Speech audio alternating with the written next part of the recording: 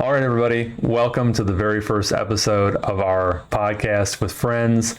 I am Black Sun, as you know. Determination, what does it mean? How does one acquire it? Are we born with these sorts of things?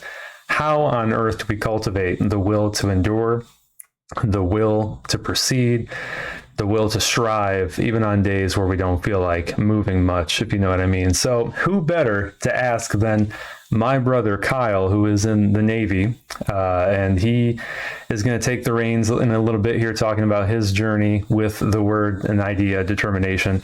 And of course, we have my other brother, the man, Xanathar, who is into powerlifting and doing a lot of other things with weights and just general being a badass over there, lifting 500 pounds. If you haven't seen his latest video of him lifting 500 pounds and doing a squat with it and all the crazy stuff he does, I see it on his YouTube channel. I'm going to link his YouTube in my description down below.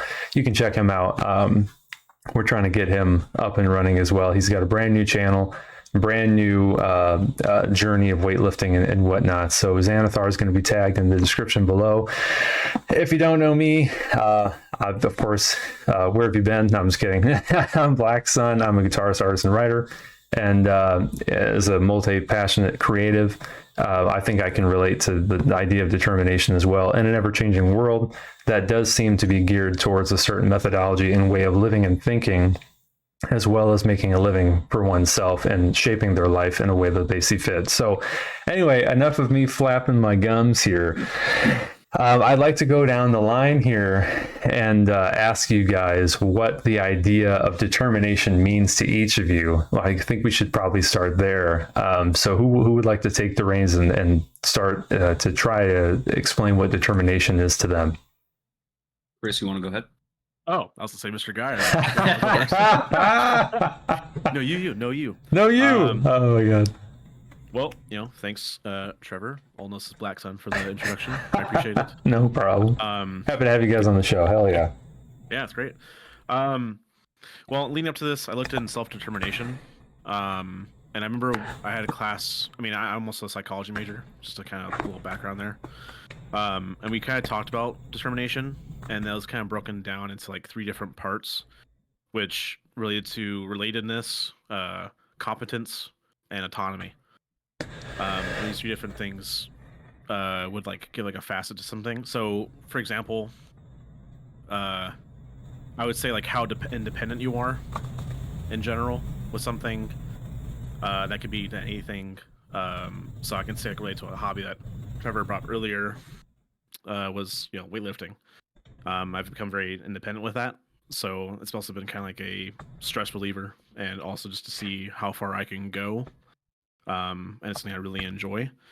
And then, as well as with competence, with me lifting for now 8-9 years, I've come to learn, like, sadly through injury, of what not to do and what you're supposed to do with lifting, and like what's the safest way to do it.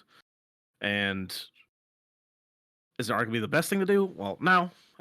Last thing to do is get hurt, and have to deal with the aftermath of that. But it's kind of what I have done.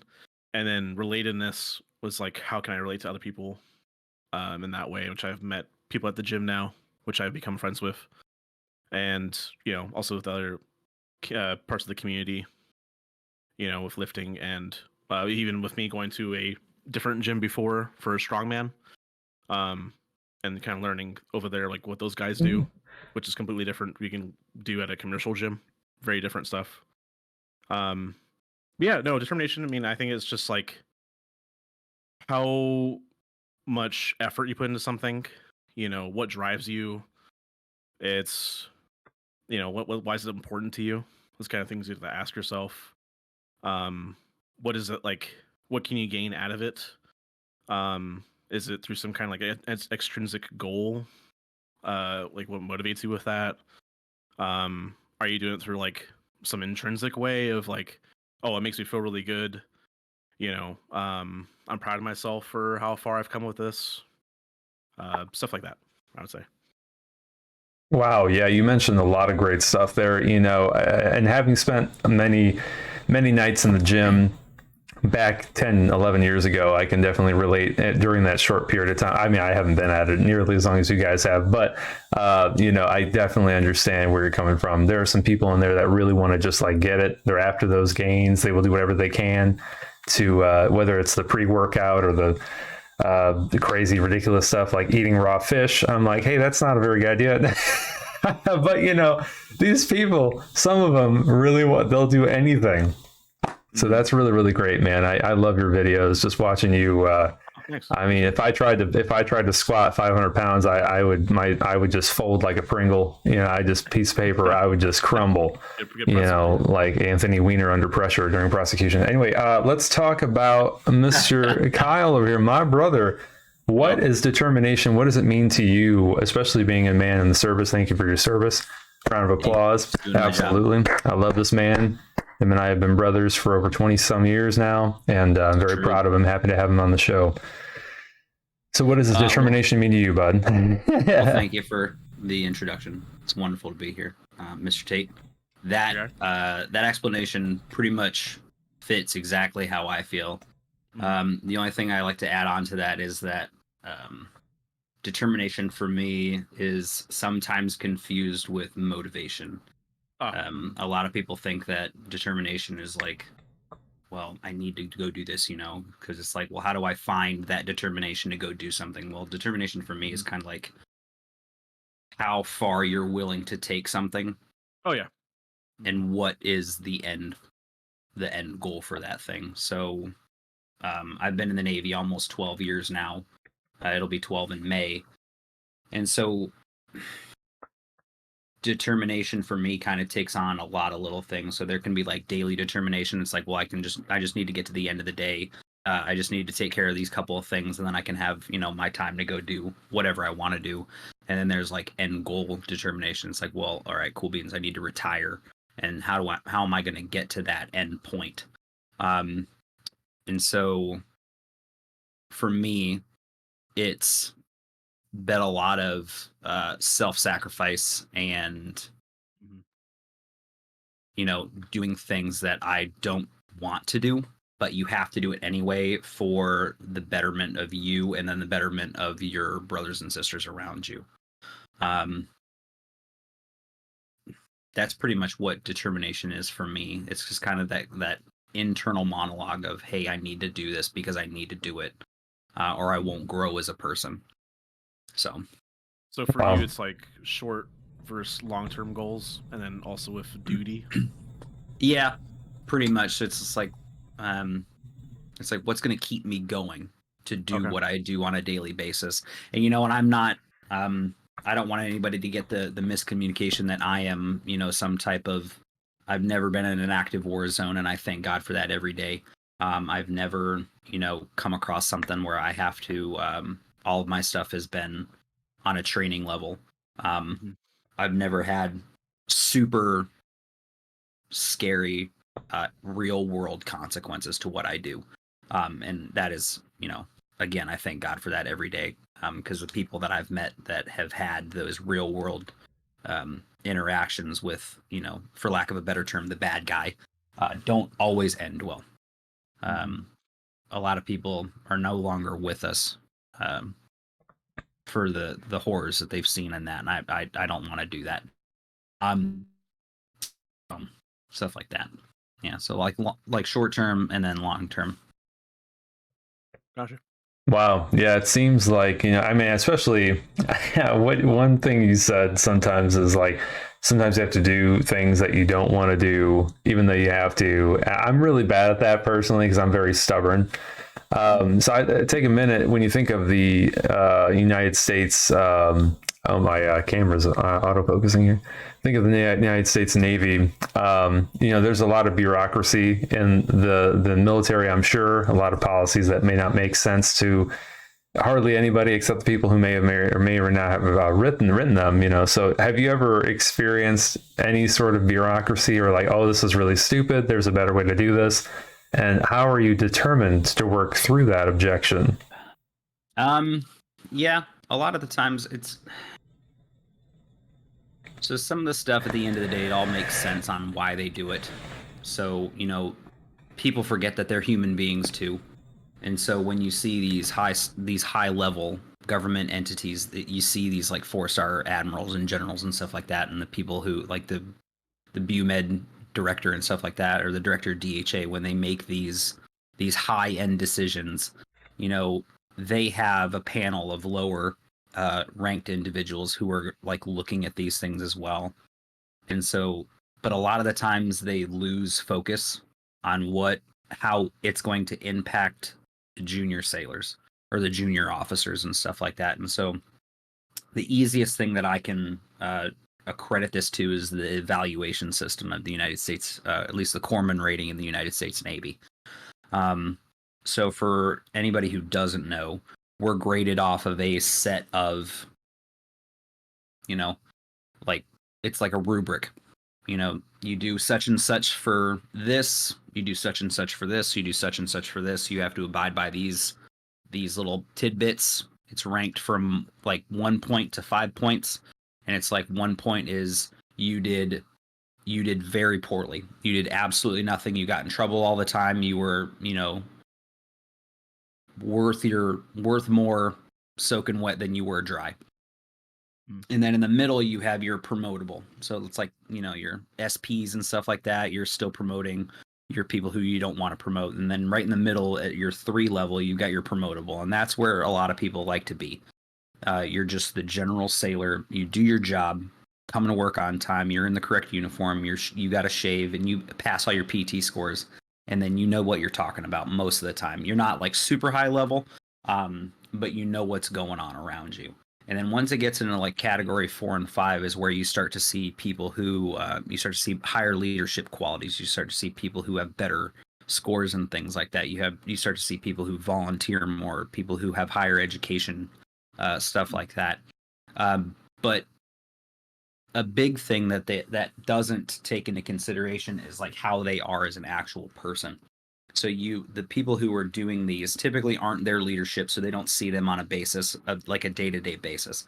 They see them on the sheet of paper, and it's like, all right, well, you know, where do you guys want to rate them? And then they sit in a panel, and they look at the evals, and they go, oh, well, this person did this, and this person did that. We should rank them higher than that. And it's like, oh, but they had this, and then they had this. It's like, oh, but that person failed this board, and that person, you know, they got 100, or they maxed out their PRT scores, or they, you know, they have warfare devices, or they made a couple of, they got a couple of awards or something like that. And so they have all these little tidbits of information. But in the Navy, the big thing that stands out more than anything is like, not so much community service. That's a big part of it, but what you can do for the Navy. It's like if you're saving the Navy money, if you're making the Navy money, or if you're like bringing more people into the Navy or keeping people in the Navy. So like a retention thing. And how a lot of people try to do this is they do like bake sales or clubs at like a hospital or at a clinic. They do CSAD, which is the Coalition of Sailors Against Drunk Decisions, stuff like that, or like SAPR, which is a Sexual Assault and Response Coordinators, SHARP, all that kind of stuff. And I'm throwing a lot of acronyms out, and anybody can look those up. You just type in the word SHARP, and DOD is going to slap a bunch of information at you. But a lot of referral programs, essentially. Yeah, it's a lot of referral programs. It's a lot of other things like that.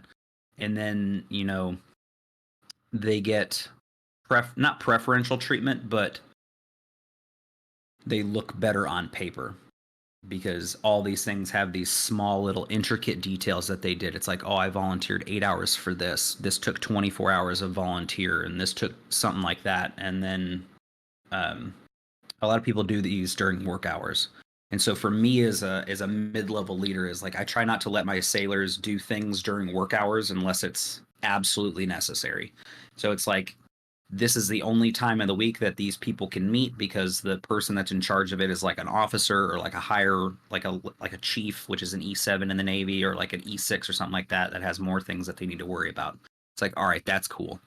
But if you're just going to get out of work, that's not going to fly with me, because then it puts undue stress on other individuals in the area that you're working, because they have to pick up the slack, for lack of a better term. Mhm. So that can be kind of confusing. And then with the advancement cycles, we have to meet like a commander's risk score, which is a risk assessment score. It's just like how it's based off of like, how long they've been a commander or a leader or like an officer in charge, how many people are under them, what were some scores in the past, blah blah blah blah blah. So it's just a weird number that's put out there.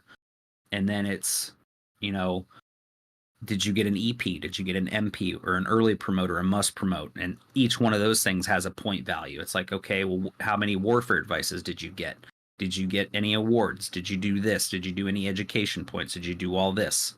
Did you pass your PRT? Blah, blah, blah. So there's like all these factors that go into our evaluation process. And then, come test day, we get that, we get that cool piece of paper and it's like, all right, cool beans. And you get these nice,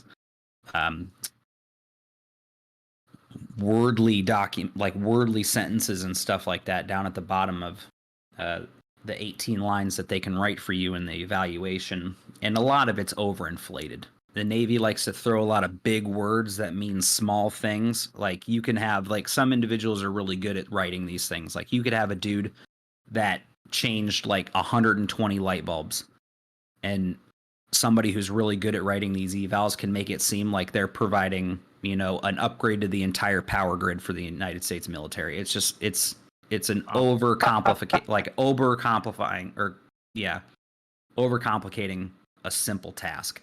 But it's insane. And I'm guilty of that. I've done that to some of my junior sailors to make them look better, for boards and for evaluation processes and whatnot. But, it's, while trying to do that, it also makes you look better, because if your juniors promote, that makes you look good because they're promoting under your leadership. So it's like, oh man, this guy's really, really awesome at what he does. But then the test comes. So we still have to take tests. The Navy takes them twice a year. We take it in March and we take it in September. In each, and not NEC, but each MOS or each job. So like you have like PSs, YNs, or like yeomen, or we have like machinist mates, and we have SEALs and SWIC and CBs and all these different rates and stuff like that in the Navy. And each one of them has a test based off of their job. Well, corpsmen have approximately 35 NECs inside their job. So right now I'm going to be a biomedical technician. And so inside that, like I'm going to be just fixing the hospital equipment. But in order to take the exam, I still have to know certain things about x-rays. I still have to know about lab. I still have to know about nuclear medicine. I still have to know about FMF. I still have to know, or like 8404 FMF corpsman stuff. Like I still have to know all these other things that are written in like, we call them the bibs, and it's just a breakdown of all the instructions that we have to research prior to taking this test. And the bibs usually come out about 4 or 5 months prior to the test, and that kind of can give you a good gauge on how many questions that they can ask. It's roughly 175, but the amount of information that they can pull from would equate to probably 65,000 questions. And so we have it. It's like 2,000 or 3,000 pages of information that we would have to we almost have to know verbatim in order to do well on these tests. And so the eval system for the United States Navy is insane. Whereas like for the Army or the Marine Corps, it's super simple. You go and do a board, and it's like you did good on your PTs, you made enough points to move up to the next level, and you were in a shitbag the entire time. It's like, all right, cool beans, and it's all internal. Whereas like for the Navy, once you get up to like E5 and E6, especially like in the corpsman rate, I'm obviously a corpsman, so I'm going to speak mostly to that.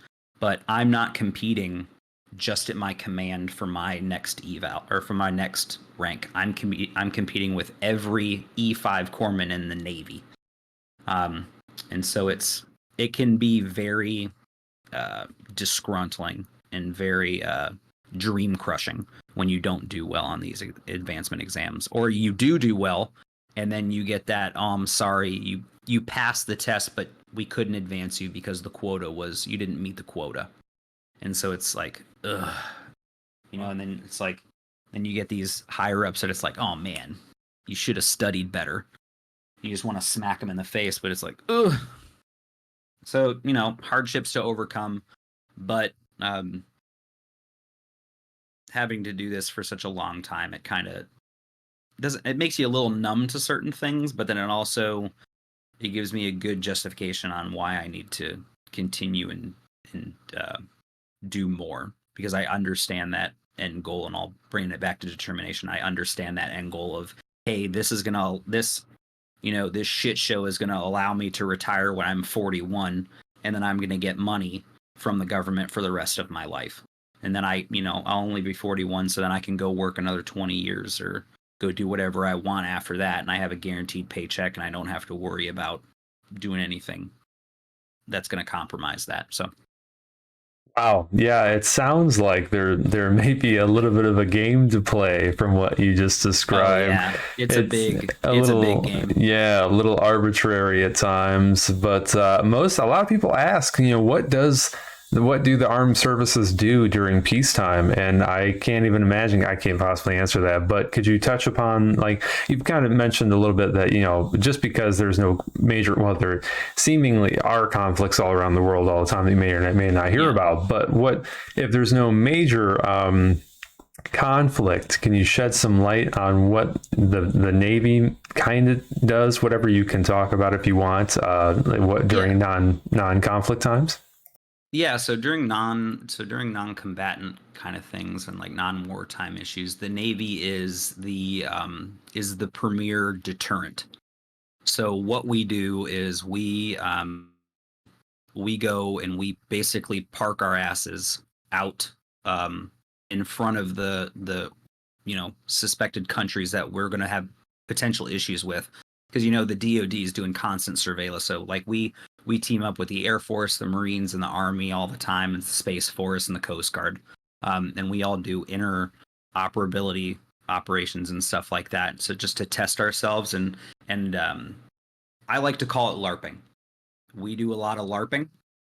For those of you who don't know, it's live action role play, and we basically have our leaders create fake scenarios based off of past wars and past experiences that they've seen and like the higher ups have done before, and then they push us out into it and see what we're capable of, how long we're able to operate at sea with a given amount of supplies, what we're able to do with those supplies, for medical, how fast are we able to go and set up a like a Role 2 or a Role 1 medical treatment facility in some unknown country, and then you survey that area and it's like, what can we do to make this easier for supply to get in here, for evacuation, for stuff like that, humanitarian operations.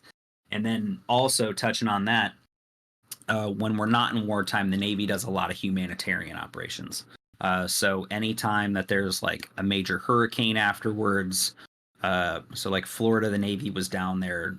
The last major one, when that hurricane hit Puerto Rico, Navy was down there. The conflict right now with Hamas and Israel and Palestine, the Navy's over there right now helping out. And then we do a lot of stuff under the radar. So SEALs, SWCC. We partner with other, special operations forces and stuff like that. And so there's stuff going on right now that, I don't know about. And a lot of people don't know about. So like we do a lot of stuff, and it seems like we're a gigantic, like we can at some points, like internally, like I can see it, how some of this can be a waste of taxpayer dollars. And don't worry, I pay taxes for myself as well. So I'm kind of like paying my own salary. But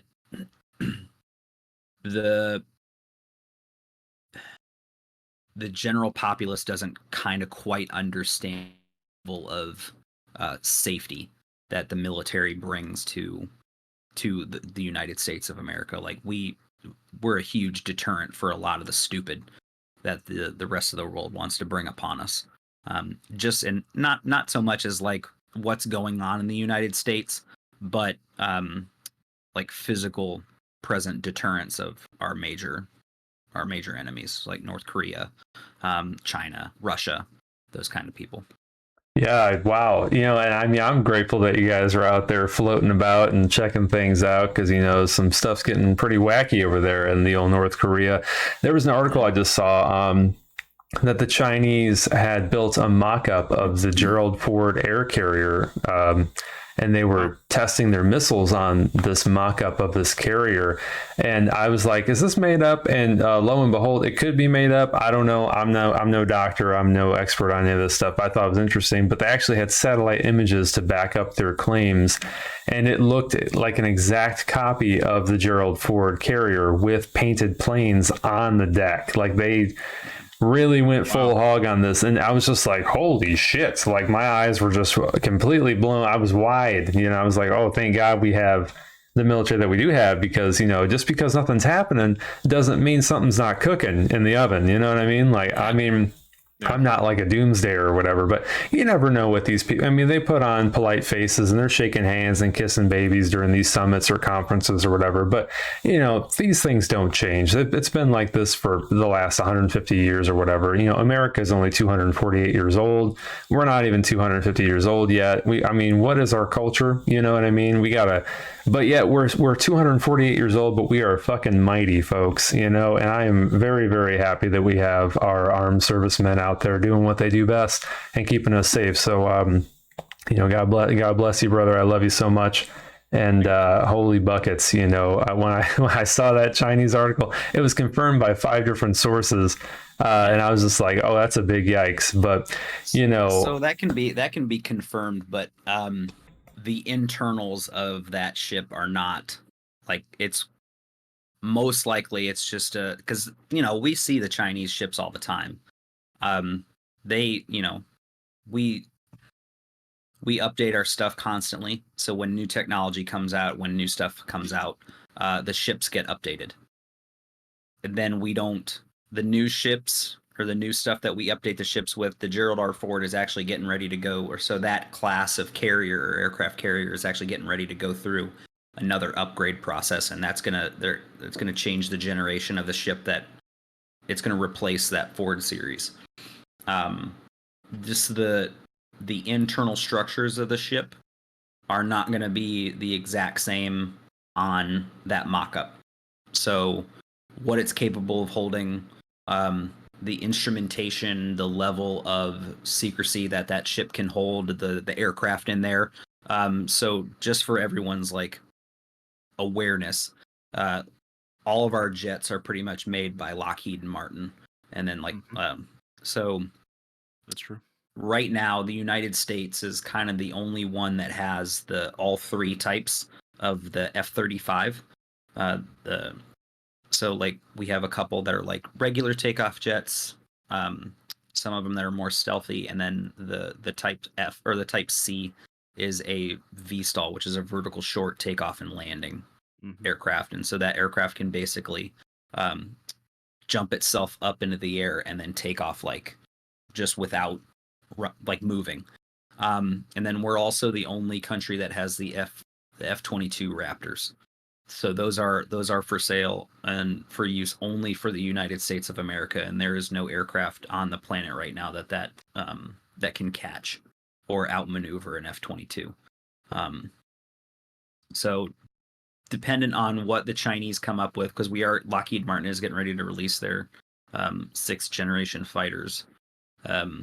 In China and Russia will be getting, they have their own versions of the Gen 6 fighters and stuff like that, and some of the capabilities. So, like with the aircraft carriers' engines, how long they can operate out at sea, what their defense capabilities are. I'm pretty sure some of you guys have seen like what we've got. It's called the Sea Whiz, and that thing is. There was a video that was just released. I can't remember what vessel it was on, but you would they panned up to the sky, and there was a jet that was flying over top of it, and the thing was probably like a mile and a half up, and the sea was able to lock onto it. Now those things, they calculate distance, they calculate drop, they do all this stuff, and then they predict where the aircraft or where the vehicle is going to be before it gets there, based off the trajectory and where it's moving and the speed at which it's moving.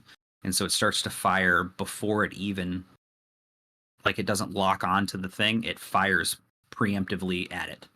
And it's usually pretty damn accurate. We've got those for missiles, we've got those for the machine guns, and they spit 50 caliber machine guns rounds out like, like a weed whacker. Mm-hmm. Just this stuff that we're capable of. Some of our ships have like the capability to cloak themselves and appear smaller than they actually are. Certain ships can trail things behind them. So stuff like that, put out different electromagnetic symbols or like systems and stuff like that. So like torpedoes fired upon them strike those and not the actual vessel themselves. And this isn't anything that's like top secret or secret, anything like that. Other countries do this they've been doing this for years. And so it's just like little things that the general public probably doesn't know, mostly because they don't care, because what we've done works in the past, and so they haven't had to worry about what's going on.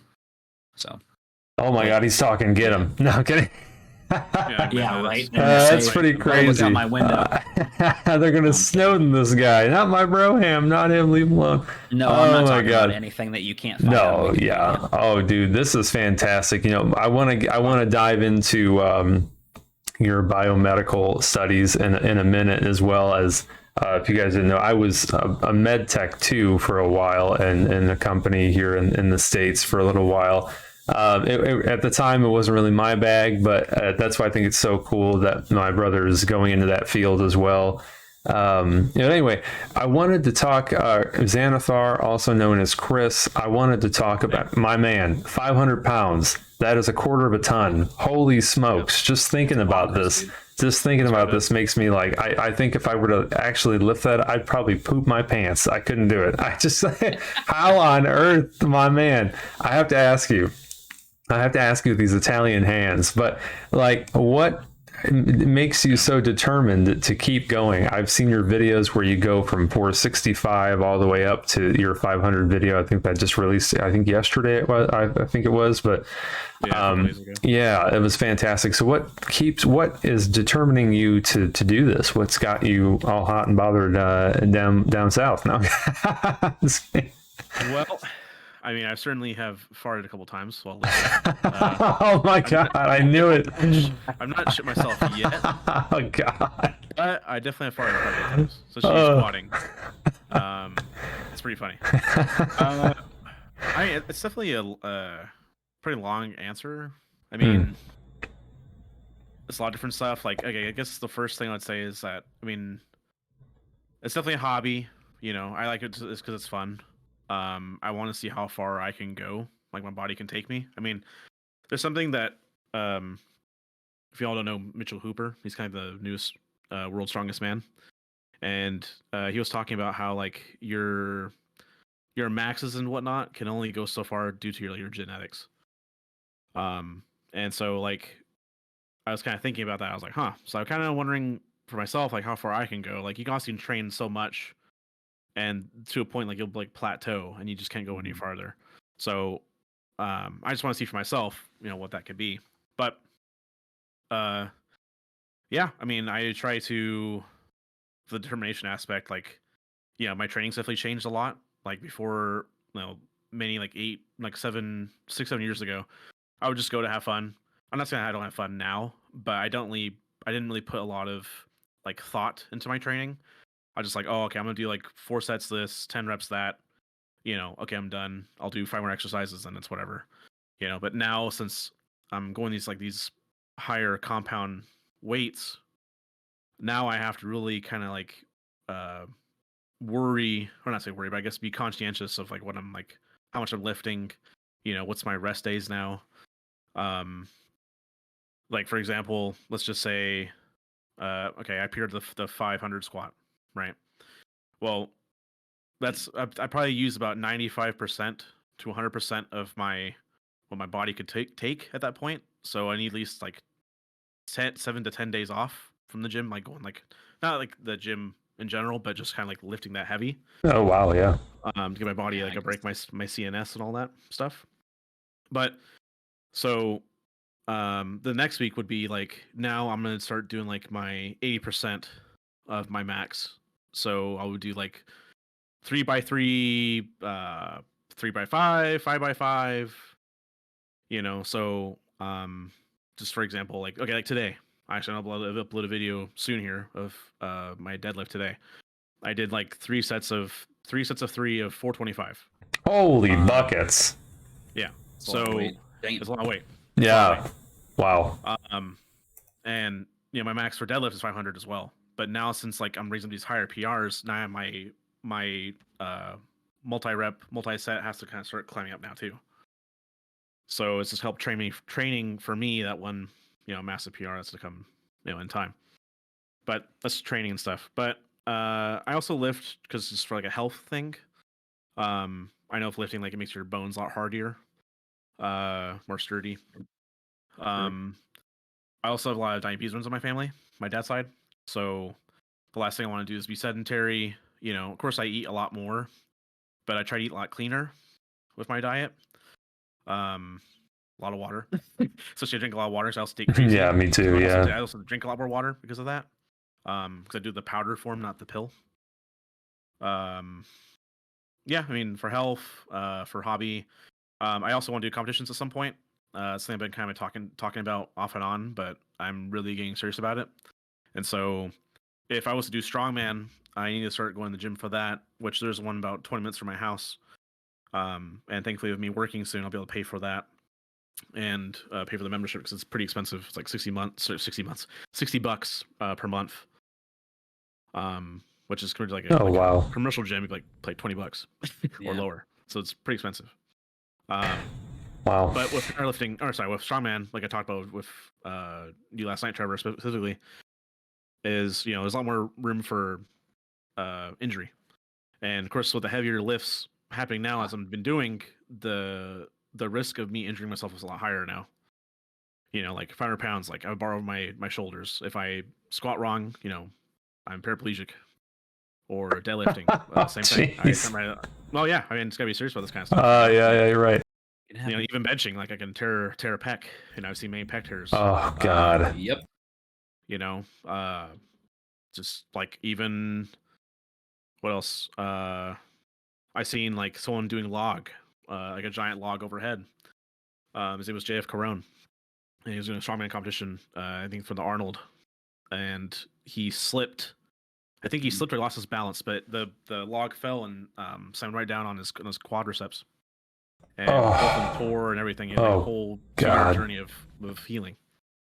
Now he's back to lifting again. Crazy enough. Wow. Yeah. So that's nutty. Would you? I mean, just hearing all this stuff. First of all, your feats are incredible. The weight it just keeps going up and up, and my gosh, it's just craziness. What would you say to somebody who is determined enough to begin the strongman or the powerlifting? What advice would you give them? Where do they start with this kind of thing? Because I have no idea. I'd probably kill myself, honestly. Hold like a pretzel. Well, I mean, it could be a lot of stuff. I mean, I guess when it comes to things like me telling people like what they want to do, like I like to be honest, but I'm very much like kind of caring what I say because like I want to be realistic and tell them like what it's like, but I would want to like, you know, give them like hope and motivate them to do it too. Yeah, I don't want to like turn them off and like, oh yeah, this sounds like really stupid, or why would I do that? I mean, waste all this money and time and, you know, possibly hurting myself. I mean, the best thing to do, I would say, is just, you know, have fun with it. Like, you know, start slow. If you want to get serious about it, then do a program. You know, go with a buddy. You know, so you can like keep you like have fun with someone else and, you know, keep each other in check. I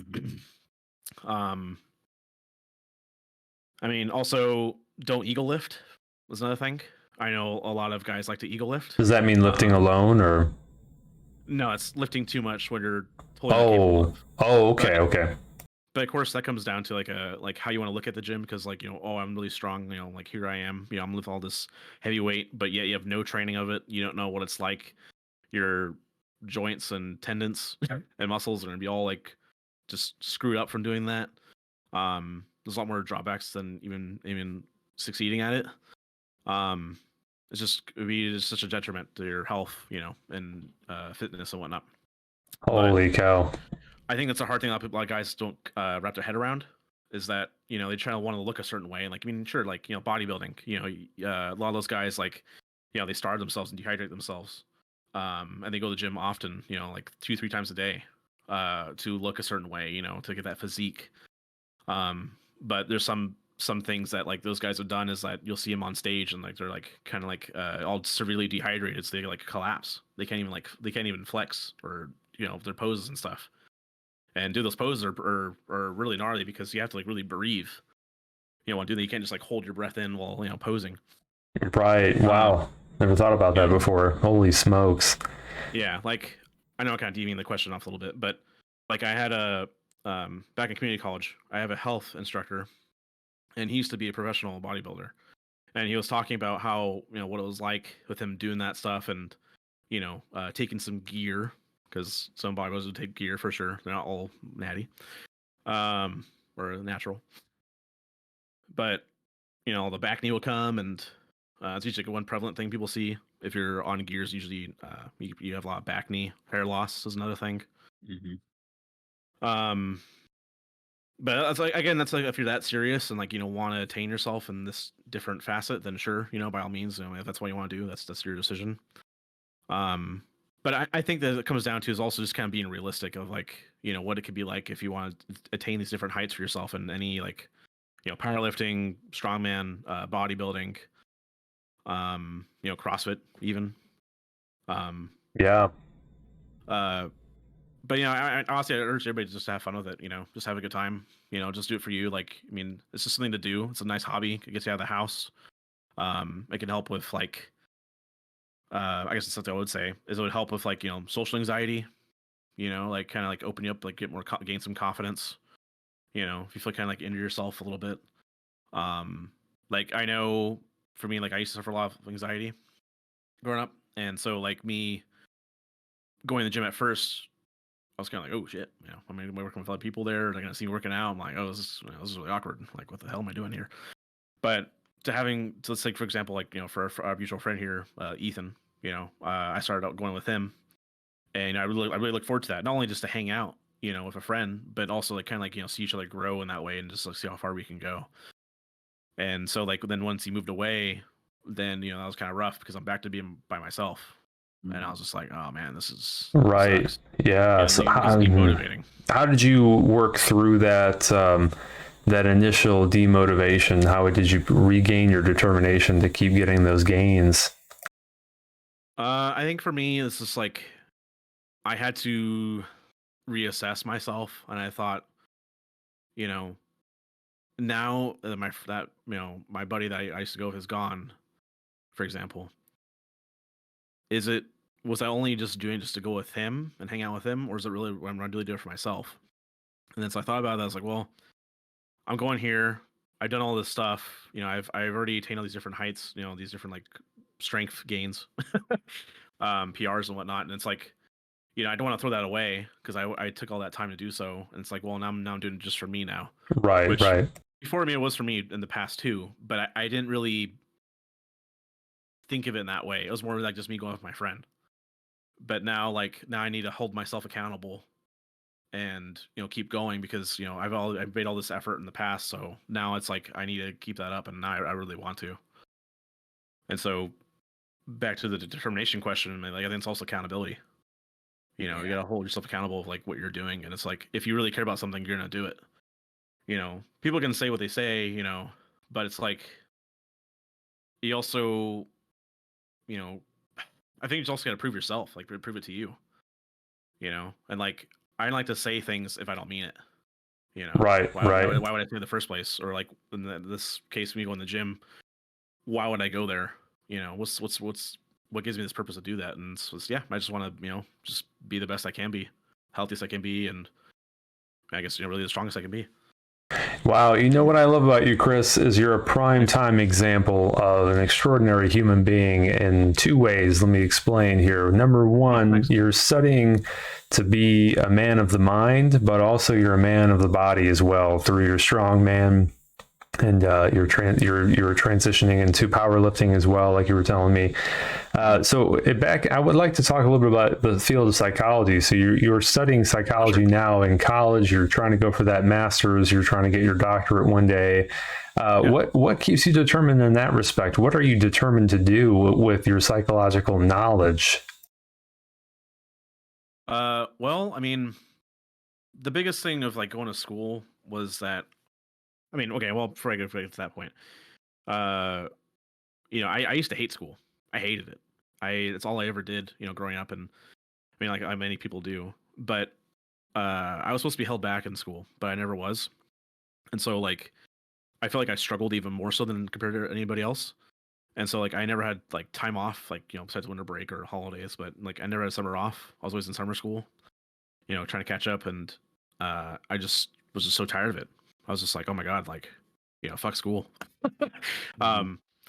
And so I went to start working, and then I saw like friends I had in high school starting graduate community college. And I'm like, man, what am I doing with my life? What am I doing? And I'm just kind of sitting here like I'm doing a job that's not going to get me anywhere. Like it's just like I don't really necessarily care about it. I'm just doing it just for money, and it's like yeah, money's important for a job, but I mean if that's all it is, like I can definitely relate to what you're saying. I think it kind of stops there. It's not a lot of substance there, So I started school, and I didn't know what I wanted to do in school. I mean, I wanted to work in the medical field for a while. I wanted to, do that. I wanted to be a firefighter. Was also another thing too. But anyway, so I took like a random psychology class, and I didn't like the instructor at all. I thought she was really rude person. But I liked what we talked about though. I thought it was really cool. And I was just like, whoa, there's so many different things like about it, like the different disorders and stuff, and people's thought process, like which I see people, just different therapies, and this I was just like, wow, this is what blows me away. And one thing I'm really doing is because I generally want to help people, and it's not about the money at all. Which everyone people always ask me, oh, you're making money, you make some good money.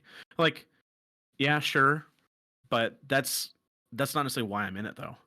If I was, just for example, like, I want to be a marriage and family therapist. That's a pretty common, I would say, in the psychological field. But I won't make as much as compared to like a psychiatrist. So in that kind of argument, let's just say I'll be a psychiatrist if I care about making the money, then I'll do that. But that's not my passion though. My passion is to talk to people and do therapeutic, therapies and whatnot. And also, I kind of doing psychology also kind of like taught a lot about me, like who I am, and like, kind of learning things of like why I think the way I do, and why I connect with people in my life and have done that. What the choices I made and what reasons why. Yeah, no, it's not only I'll be able to give back to people that I've always wanted to do in my life, and leave some kind of print on my life, whatever happens. But just I don't know, just do something good. And I've realized, especially the psychology field, with marriage and family therapy, like why I'm doing this my major or my master's program. I think it got down to a lot of like relationships I had, and how my parents had communicated. Growing up, and that's such like a kind of like a hard thing to wrap my head around a lot of the time. And yeah, I mean, I just want to really help people. I can definitely relate to that. Yeah, I love the point that you mentioned about your relationships. That's what got me studying psychology as well. And also seeing how my parents interact in their marriage and stuff also got me interested in relationships. Yeah. I feel like it's our duty to kind of try and do better than our parents did in some of those aspects. Not like they were doing poorly or anything, but just, I think now as time goes on, we have access to new information, new ways of thinking that, are going to help us propel ourselves into a better age of prosperity. And, I just wanted to say this has been fantastic. And I love the fact that you're diving really, really hard into that psychology. You're studying hard, you're doing well in school. And I love the fact that you want to help people. And that is fantastic. I've got a question for both of you. How would both of you think about this question, mull it over? How do you handle your own weaknesses?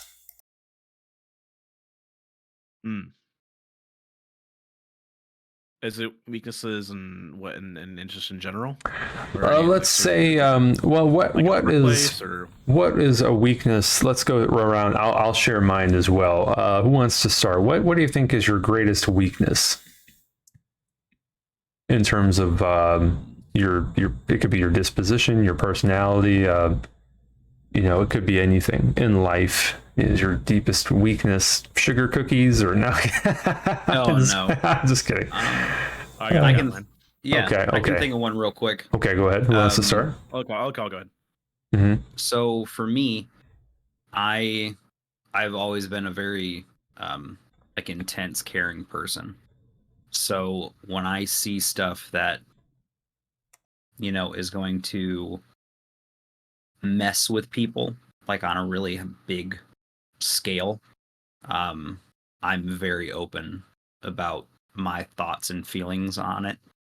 And that can be, especially in the organization that I'm in, generally backsass is not something that's like well handled by some superior people because you're questioning their judgment.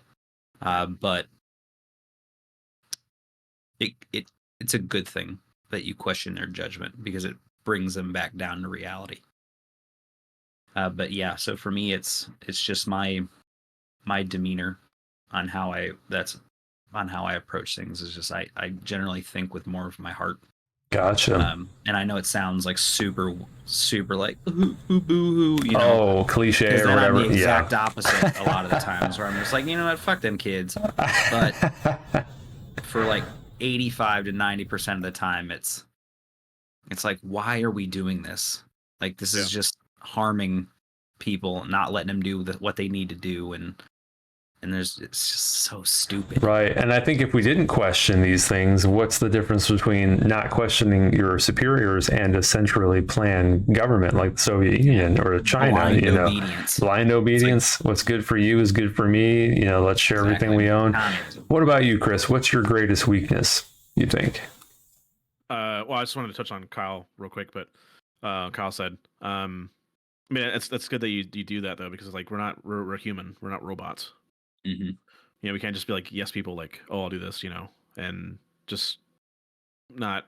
I guess I'm not in that situation. I'm not in the military, so I can only understand from what your perspective is. But certain things have to be spoke up about. You can't always just kind of like nod your head and look down. Yeah. So that's all I just wanted to say. But and I'm saying with you too as well. My greatest weakness is definitely I'm too empathetic. And so that was something to wrap my head around, is that because I used to always, I know I've talked about this before with Trevor as well in the past, but putting your own feelings in someone else's situation when you should only be there just to kind of support and be sympathetic in their situation, Yep. And that's something that I've always worked on for a lot of my life now. Like kind of coming to that realization. And it's just like, you can feel for people that are going through the situation, what's going on in their life, but it's like you can only do so much, and you're only supposed to. That's for them to figure out and go through on their own, because that's their life to live. You're not supposed to live your life into theirs, or live their life. That's what's been given to them. It's what the choices they made. But let's not say like you can't support them. Be like, hey, I feel you. I feel what you're going through, but that's it. I can't honestly hold their hand. Right. Yeah. Wow. Yeah, and it takes a lot of strength to care that much, Yeah. And so this is also part 2 of the psychology thing as well. Is that to be a therapist is like you have to be caring, But of course, it's a double-edged sword though. Yeah. You're gonna hear a lot of stuff, a lot of different things in people's life that's really sad, and some things you wish you did not hear at all. But to take up that mantle and be there for someone else, I'm sure they would appreciate that, because they don't have anyone in their life that can support them, or they feel like they can't trust anybody with what they've gone through and what they're saying. This leads me to a great question I would love to ask you. Now, there's something called, emotional intelligence, emotional resilience. I got a question for you, my man. Now, let's say you're in your profession that you've studied so hard for, you got your master's, your doctorate, you're set, you got your own practice, your own office, you got a hot secretary, and you're doing this day in, day out. You're hearing people's problems, the bad stuff. You're in the trenches with them, the emotional trenches. Do you think that you have the emotional resilience to chronically expose yourself to other people's darkest depths of their souls? Good question. Yes. I have thought about this many times, and there's been often times where I feel like, is this the right thing for me? And am I going to be emotionally, I'll use the word, resilient enough to withstand what they're telling me and not let it falter my own emotional despair? And yeah, I mean, I like to think I am, because again, I think that comes down to having boundaries for myself. Emotional boundaries that I put down, okay, and also not taking, let's say, what we're talking about in session and not bring it home. Right. That's the last thing I want to do. Yeah. It's going to be a hard thing. Mm-hmm. So I mean, that's just right. You're right though, because I mean, it's the last thing I want to do is bring it home, and my house, my room is like my safe space. I get to kind of de-stress and just kind of relax. Or again with the gym too. That's also another good outlet, besides being a hobby, is also just a good stress reliever. Right. So it sounds like you have to do a little bit of compartmentalization is what you're saying. Yeah. I think also too is that when I finally get to that point, hearing people's stories and, doing therapy and whatnot, I would also seek out my own therapist for myself, because I think it'd be a very smart thing to do. And to kind of also share with another person, what I'm going through, but also keep maintaining that ethical confidentiality, of course. Yeah, of course. Yeah, just trying to find different things that you can do to kind of minimize the sadness, of people's plights, Yeah. Holy cow. I know, naturally speaking here, I've had many people tell me in the past, I say this modestly, that they just feel comfortable opening up to me. And sometimes they would lay some heavy stuff on me. And I was like, oh my gosh, because I considered being a therapist at some point. And I was like, I don't know if I can handle all this weight every day, because some things, as you probably mentioned, you can't help some people with everything. You can't help everybody with everything, you know what I mean? So it's kind of like you just have to take it, process it, be your best man to sit there and try to help them understand their feelings, work through them. Of course, as you know, you're advised not to give them the answers, but to let them find them on their own. And that can be difficult sometimes, especially when they get in their own way. But, it sounds like this could be a new skill for all of us in life. And speaking of learning new skills, Kyle is now in biomedical school and he's learning new skills on the daily, taking all these tests. He's in an accelerated program for biomed in the United States Navy. So how's that journey been, brother? How's that going over there? You hanging in there? Oh yeah. We're in course 103 of about 100 or about 15 or so, 15 to 16 different courses. Each one of them's between 17 and 20 days long. And so, oh wow. We're out here for quite a bit of time in San Antonio, Texas. So the first two, it was told to us prior to starting. They were like, hey, don't make plans to, go out, do anything, take vacation. The first two courses are going to are where most people fail in the course. And, that kind of speaks to how difficult it is. But it's kind of weird because once you get further into it, it becomes all hands on. And so you have to get the mental crap out of the way first, and you have to understand the theory behind why things work. And, it's crazy because most of the time we're not even going to be using the information of why the thing works. We just have to know how to measure it. And then it's like, oh, this component's broken. All right, put a new one in, and it's done. A lot of that stuff it's going to be, it's really strange. You have to learn so much in such an accelerated period of time. They equate it to every 17 days for a course is approximately 1 year of a course. So Wow. that's fast. We do shit. The military does shit fairly quickly. The whole program is about 15 months, but so that doesn't seem like it's very fast. But we're in, is it October? We started October, November, December, so we're already almost. We're starting on month 3 already, and it feels like I've just moved out here. Like, as you can see, I don't even have my household goods yet. It's just the amount of the speed at which the military does things is incredible. And then the fact that we can retain most of this information. It's like they give us special pills to remember everything. I knew it. They don't. Stop it. I wish. Illuminati confirmed. Illuminati. No, I'm just kidding. They don't do that. But it's just, it's really strange. So I've been doing the same job for almost 12 years now, and it was all medicine based. So it was all taking care of people. And now learning this whole new skill on how to take care of equipment is going to be really good. And I'm a man. I like things. Men are always geared more towards things, no matter how empathetic or how feminine you may seem.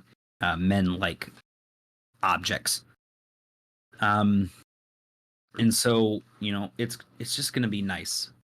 For me, it's going to be a marketable skill that I'm going to have in the real world. So the Navy's not.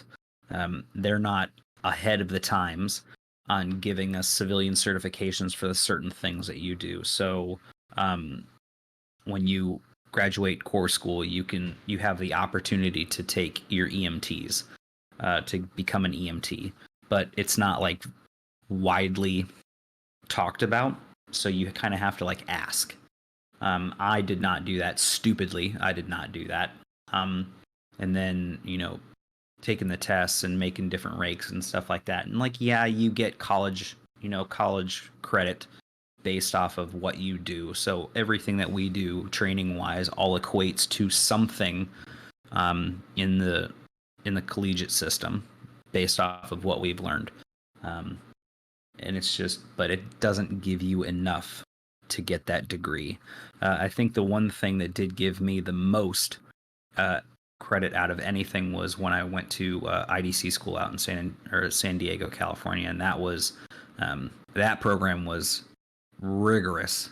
I'm talking like 2 or 3 tests every week, having to learn entirely new systems in a 2-week period, and then being an expert on it and knowing how to diagnose things. And it's like you graduate that school and you're an enlisted level provider, and so what that equates to is you're a PA without a master's program. So you don't have a master's degree, but you're a PA. And so, they go through 4 or 5 years of school, plus then their residency to learn what they're doing. We learn it in 362 days. And then they ship you off somewhere and you have to operate as an independent provider. But that was also going on during COVID. So, I was, by myself out in San Diego, California. And, you couldn't really go do anything. You couldn't relieve stress anyway. Like all the gyms were shut down. Everything was shut down. So that was one of the roughest times that I've had in my military career. And then, but this school is just, that didn't offer anything. It did almost get me a bachelor's degree. I think I'm missing like 2 classes, and then I get a bachelor's in health sciences, but that's like, it's just a piece of paper that doesn't equate to anything in the real world. It's like you can't just go to a job and be like, hey, I have my bachelor's in health sciences, and they're going to be like, all right, go away, pottery man. But at least with biomedical, no, I'm not going to get a degree out of it, but I am going to be getting a ton of military certifications, because we don't just go through the military's program. They send out people from Philips, Zoll, GE, all these like LG, like all these companies that make all these equipment pieces and stuff like that, everything for hospitals. And we learn all of that stuff and how to fix it, how to diagnose it, how to, repair it, how to do all that stuff with it. And so when we graduate this school, we can work on like X-ray equipment, and that's usually like where biomed techs, where they peak, is working on advanced X-ray equipment and stuff like that. And that's one of the classes that is taught here. So at least in the Navy's biomed program, it's the most advanced out of all the service branches, because we get more schooling than the rest of them. Other branches have to come back to this school to get what we do in one goal, or one round. And it gives you the opportunity to earn almost six figures in the real world. So we looked at a couple of job listings on like government websites for jobs and stuff like that, and people were making like $106,000 in Pennsylvania, and like $112,000 in North Carolina. So that's kind of where I want to go to. And then, even if I don't, I get done with everything and I get out of the military and I'm, I retire as a BMET and stuff like that. And it's like, I don't want to do this for the rest of my life. It's like, just keep those certifications, and then I can. It's like if something happens and, another job doesn't work out for me or whatever I wanted to do, and it doesn't work out, I can always go right back to that. Or I can moonlight and do it on the weekends, or for like 3 or 4 days out of the week, I'm being a BMET. And then the rest of the time I can concentrate on doing, whatever the hell else I want to do. And so that's some of the cool stuff that this program is going to allow me to do. Plus it gets me out of a lot of the stupid crap that the other regular military has to do. So it's really good. Wow. Yeah, it's hard, learning electronic theory is not always easy. Yeah. This is like a completely different thing than what I'm used to. And I hate math. Like, I'm so bad at it. I know you do. And that's like the first 2 classes. That's all it was fucking calculations. And it's like the numbers weren't hard. Like it's addition, subtraction, multiplication, and division. Like, it's not hard. But when they start throwing letters and shit into those, that's where it starts getting stupid. And it's like, you'd come home and it's like, Trevor's seen this a couple of times. Like, I've been on talking to him and I'm like, hey, I'm falling asleep. I'm gonna go to bed. And it's like 7:30 at night. 7:30 like just at last night. night, actually yesterday. That's right. I went to bed at like 7:30 and I woke up this morning at 4. So it's like, That's pretty cool though, because then you get the whole day to do whatever you want to do, and that's pretty nice. I got to get better at that, because sometimes, when you get a little bummed out about life or where you're at, or just trying to figure stuff out, it's easy to sleep until like 10 or whatever, or 11 or whatever. And you wake up feeling like a loser, and that sucks. So nobody wants that. But yeah, I think it's good that we're returning to a more pragmatic, practical time. I think a lot of people are starting to realize that, maybe this whole college thing that they bought into wasn't the best idea, even for, degrees that you would think would get a job right away out of college. I know lawyers from school that they were having a hard time practicing in law and had to work at like Target or something like that. I knew fellow musicians and artists and fellow teachers, people in the art education or just the regular education field having a hard time in the job market for whatever reason, because I feel like everybody has a degree now. It kind of doesn't mean a whole lot in my humble opinion. So I think it's good that we're finding real world boots on the ground solutions for these problems. But how are you guys feeling? This is pretty great. I love the show. This is fantastic. Is there anything else you guys want to add before we close this up? We've been going for about an hour and 10 minutes. This is fantastic, but I want to save some in the tank for some future episodes. Anything else anybody wants to add? Yeah, go ahead, Chris. I want to ask you, Trevor, what's determination to you? Oh, me? Oh, shucks. You guys want my opinion. I'm a nobody. No, I just run the show. That's not, I'm kidding. No. Oh, no. Mr. Author, musician, artist. Let's go. Motto. I don't. Okay. So, determination to me It's a lot like this. Let me put it in the metaphorical sense. I thought I was going to get off scot-free, YouTube, but I guess I gotta share my little bit here, don't I? So it's a lot like this. Picture yourself. I had a dream like this once, probably 16 years ago, when I first really started getting heady into this stuff. Into building my own kingdom one brick at a time, as I always say, fighting the good fight, as I always say on YouTube at the end of my videos. It's a lot like you're in a vast ocean, right? And you're surrounded by mist. You have no idea where you're going. You're in a small rowboat commanding the Pacific, Atlantic, whatever. Insert your ocean here, and you know that your destination is somewhere in that mist. And it's a small island that's yours, that the soil is yours, the plants are yours, everything is yours, ready for you to build something on that fertile ground. And all you have to do is find it. All you have to do is row one row at a time to finally make landfall on that island that has been destined to be yours, because it's a gift from the Creator above, our Lord and Savior Jesus Christ. I've believed this my entire life, and I know I've always been built differently from others who can, God bless them, settle for whatever they, not everybody has these ambitions to try to make something independent for themselves, and there's nothing wrong with that. I'm no better than anybody else. I'm not on a high horse at all. I'm just different. We're all different. We all think differently from each other. So as you're rowing towards this island that is there, first you got to figure out how the hell I'm going to navigate this mist to make landfall on my God-given gift of success and entrepreneurship. But the thing is in the Tao Te Ching, the strongest wind does not blow forever. The mist will eventually clear. No mist lasts forever. So eventually that path will start to become more clear the more and more you keep rowing and rowing.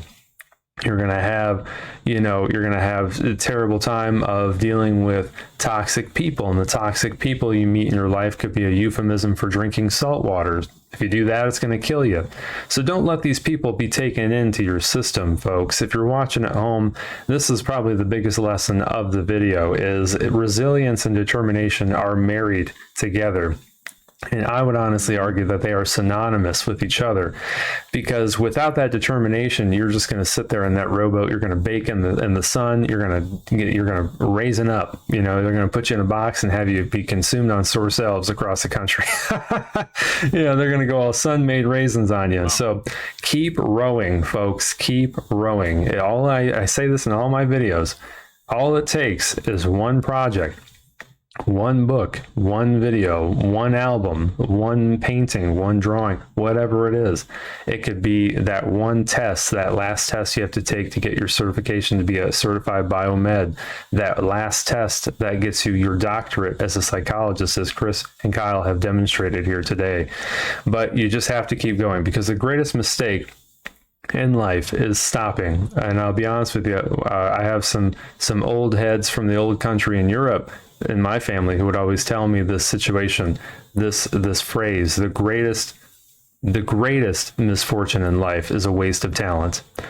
Honestly, we have so many ways to distract ourselves these days through entertainment. We live in an entertainment-laced society. We have these games that are being made that soak up more and more of our time. Ironically, I play one. There's nothing wrong with that, but just keep in mind, think of it this way: these distractions while you're in your rowboat rowing towards your island that is yours, it's your God-given birthright. Think of them as siren songs, all right, folks? If you can imagine that. And if you lead yourself too hard into those siren songs, what's going to happen? They're going to drag you underwater and keep you there until you die, right? And then you're just a part of all the collective of people who didn't make it for whatever reason that they can insert here. Right. So to answer that question, determination for me is kicking it like Godzilla and just having that unwillingness to break, that unwillingness to give, right? That unbreakable will. That is determination to me. And, I hope that makes sense. That wasn't too long-winded. But that is a fantastic question. These things aren't about me, but I definitely appreciate the question. I love it so much. And so people watching at home, keep rowing, right? Keep going. That is your boat, your island, right? And this methodology of life can be applied to all the fields that we can possibly conceive of as human beings that we can attach labels to. health and human sciences, technology, art, gains, lifting, medicine, professional bobsledding, toast making. Believe it or not, there are people out there who are desperately trying to make their most pure pieces of toast. And this is a real thing, folks. Look this up. There are competitive professional toasters out there that it's their life's work to find am I talking out of my butt? Yes, I am. But the point is, don't stop toasting. I knew that was coming. Yes. So, does anybody else have anything they want to ask me? God forbid, nothing. Not the face. No, I'm just kidding. Anybody else have any other questions? No. Nothing. Wow. Well, I want to thank everybody for joining us today on our first ever episode of this new podcast, Homie Hangout. I'm just kidding. That sounds really cringe. I want to thank my brother Kyle, my brother Chris for joining me today. You can find Chris as Xanathar on YouTube. He does a lot of great lifting videos. And who knows, I'll put that link in the description below to Chris's YouTube channel. You can also find the links to my book, Zeitgeist and Zeitgeist Damnation. I'll bring links below in the description for those if you want to check those out. Hopefully we can get Kyle on YouTube one of these days. You can catch him on my live streams on Hunt. I stream Hunt once in a while. But everybody here is everybody's amazing in this call. So I love you guys dearly, and thanks so much for being here. Yeah, thanks for having us. Hell yeah, brothers. Until next time, everybody, keep on fighting the good fight. I'm Black Sun. Take it away, Chris. What's your name? I'm Xanathar. Oh, man. You didn't see that coming, did you? Oh, God. All kidding aside. Okay, let's go. Keep on fighting the good fight, everybody. And until next time, peace.